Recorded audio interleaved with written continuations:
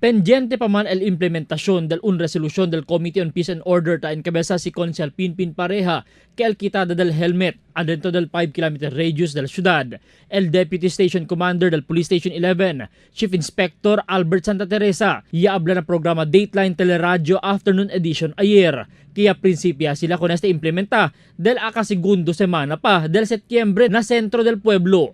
Kaya disir hindi sila takuhi con el mga motorista que hindi tausa con el helmet adentro del centro del pueblo, maskin cheneta existi el National Helmet Law. Actually, yan implement kami before pa yaman approve el este September 6. So, pwede ya.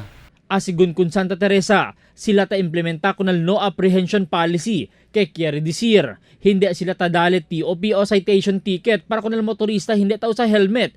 Ikon ken tausa con el helmet. Siendo el intención del helmet, amo el protection también del motorista na kabesa. Si en caso asigun na sila checkpoint, ityan ni motorista tao sa helmet. Si hindi klaro el cara, el manda sila con este para, ikita con el helmet, pero no ay asigun pena. Kere lang kami con el mga gente na de option dila na tiene sila helmet. Pero there will be no apprehension. Okay. So, si tapasa man sila tiene sila helmet, then good. But for their safety, they have to wear their helmet. Pero este asigun hindi aplikable afuera del centro del pueblo, que el boundary, que debe usa helmet abo aliparte na Suterville para na oeste, y aliparte na Santa Cruz para na este. AOR lang del Police Station 11.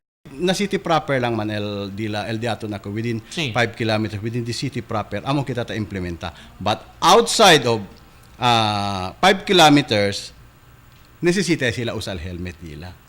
So, tamira kami, this is more on Police Station 11 area of responsibility lang ta pwede kami este helmet pasaki ka nato na syudad. Asigun kun Santa Teresa, ia implementa con este para el stricto seguridad na pueblo por causa con el mga amenazo del mga mal elementos. Posible asigun el extende pa este desde el original plano de un mes lang, pero depende pa este na resulta del di ila obserbasyon.